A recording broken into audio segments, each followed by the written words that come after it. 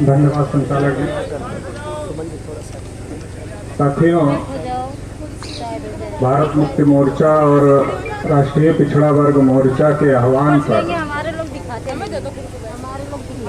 आज जंतर मंतर पर राष्ट्रव्यापी धरना प्रदर्शन आयोजित किया जा रहा है और आप सभी लोग इतनी बड़ी संख्या में यहाँ पर आए हुए हैं। इसके लिए आप सभी लोगों को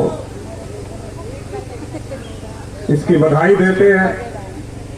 आज के इस धरना प्रदर्शन की अध्यक्षता कर रहे आदरणीय वावन मेश्राम साहब, हमारे तमाम संगठनों के पदाधिकारी जो कि इस धरना प्रदर्शन के समर्थन में आए हुए हैं, उनको भी बहुत बहुत धन्यवाद देते हैं। साथियों, एक लंबे समय से हम लोग इस लड़ाई को लड़ रहे हैं और लड़ाई क्या है कि देश में सबकी गिनती होनी चाहिए।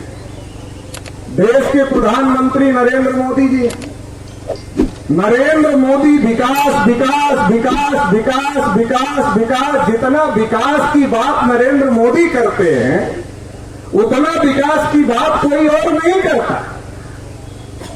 लेकिन नरेंद्र मोदी जो विकास की बात करते हैं बार बार और कहते हैं हम विकास करना चाहते हैं, वही नरेंद्र मोदी जी जब जाति जनगणना की बात आती है तब वो चुप हो जाते हैं। जब संख्या के अनुपात में हिस्सेदारी की बात आती है तब वो चुप हो जाते हैं। जब समान शिक्षा की बात आती है तब वो चुप हो जाते हैं।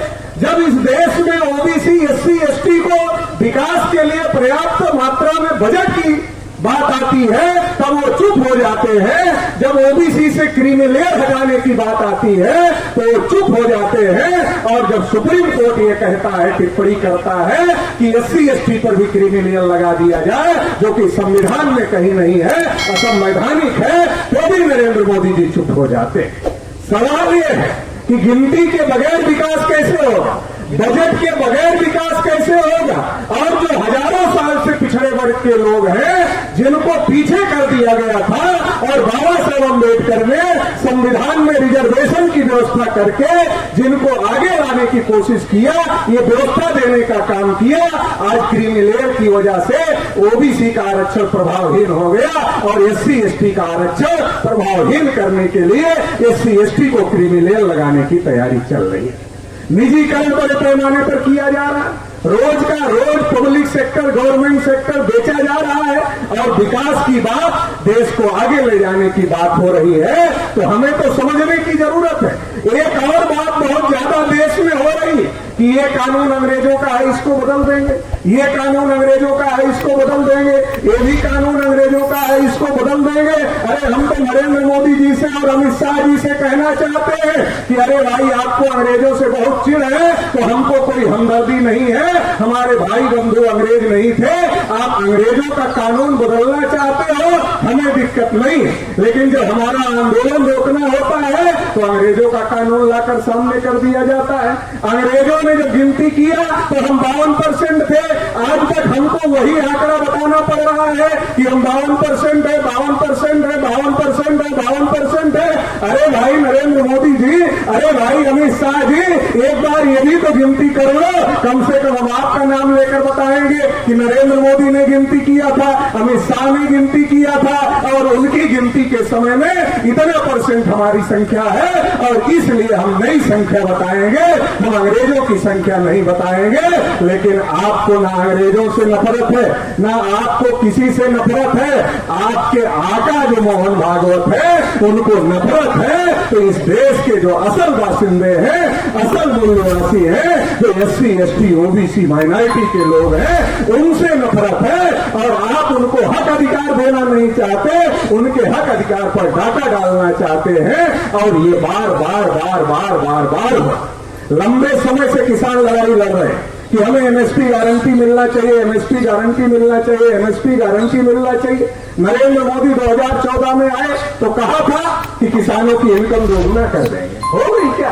खाद की दाम दोगुना हो गया, पेस्टिसाइड का दाम दोगुना हो गया, हर चीज का दाम दोगुना हो गया, बिजली का बिल बढ़ रहा है, सब कुछ हो रहा है, लेकिन किसानों की इनकम नहीं बढ़ी और जो एमएसपी गारंटी के लिए किसान लड़ाई लड़ रहे थे उन पर लाठी गोली चलाने का काम इस सरकार ने किया। और हरियाणा चुनाव जीतकर मोहर लगाना चाहते हैं कि अरे हमने तो किसान आंदोलन में जो किया वो सही किया, लेकिन मेश्राम साहब लंबे समय से ईवीएम का मुद्दा उठा रहे हैं। ये कांग्रेस बीजेपी मिले हुए आधा आधा बांटने का काम कर रहे हैं। थोड़ा तुम ले लो, थोड़ा हम ले लें और हम दोनों मिलकर राज करते हैं, ये काम चल रहा है। अभी हमारे कुछ साथी बोल रहे कि राहुल गांधी भी बोल रहे हैं जाति जनगणना होनी चाहिए। अरे नरेंद्र मोदी ने भी तो बोला था किसानों की इनकम 2 गुना करेंगे, काला धन वापस लाएंगे, हर आदमी के खाते में 15-15 लाख डाले थे।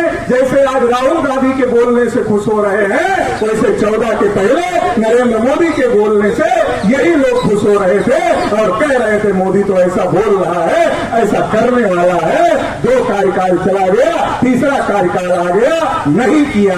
सत्ता परिवर्तन का खेल है। आज राहुल गांधी के पास, कांग्रेस के पास कोई मुद्दा नहीं है सत्ता में जाने का।